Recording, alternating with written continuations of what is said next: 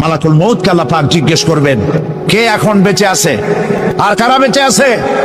তিনি বলবেন হযরতে জিবরাইল, হযরতে মিকাইল, হযরতে ইসরাফিল। আল্লাহ পাক নির্দেশ করবেন, এদের জান কবজ করো। ইসরাফিল, মিকাইল জান কবজ হবে। হযরতে জিবরাইল আমিন শাদীদুল কুওয়া, প্রচন্ড ক্ষমতা আল্লাহ তাকে দান করেছেন, সুবহানাল্লাহ বলেন। দুনিয়ার সব নবীদের কাছে বাণী বহন করে নিয়ে আসছেন পূর্ণ অথেন্টিসিটির সাথে, সুবহানাল্লাহ। আল্লাহ পাক যাকে বলেছেন রূহুল আমিন।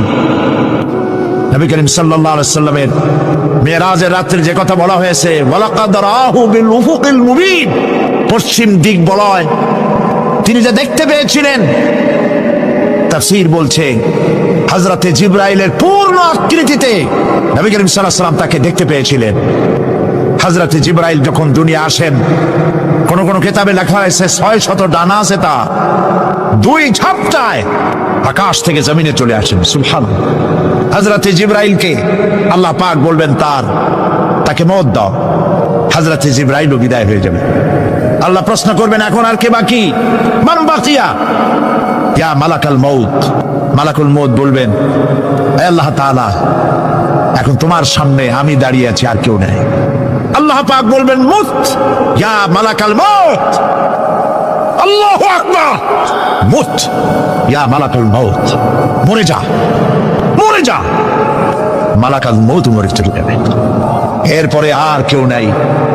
আল্লাহ রাব্বুল আলামিন এই অবস্থায় কত বছর কত কাল চলে যাবে আল্লাহ পাক ভালো জানেন, কেউ নাই। আজকের রাজত্ব কার? আল্লাহ প্রশ্ন করবেন, আজকের রাজত্ব কার? আল্লাহ পাক আওয়াজ দিবেন, বলবেন, আজকের রাজত্ব কার?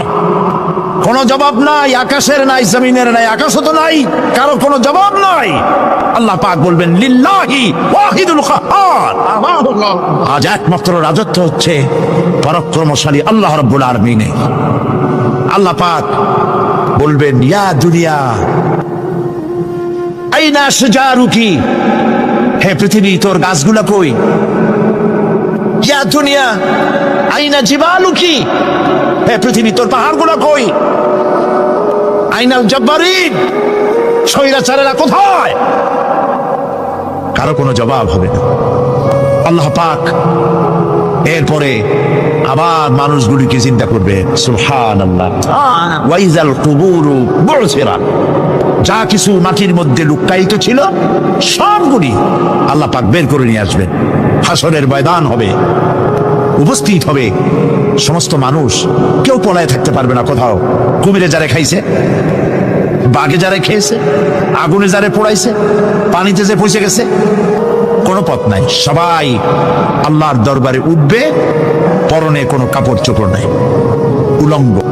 উম্মুল মুমিনিন হযরতে আয়েশা সিদ্দিকা রাদিয়াল্লাহু তাআলা আনহা নবী করিম সাল্লাল্লাহু আলাইহি ওয়াসাল্লামের জবান মোবারকে এটা শুনে কেঁদে ফেললেন। বললেন, ইয়া রাসূলুল্লাহ, আমারও কি সেই অবস্থা হবে?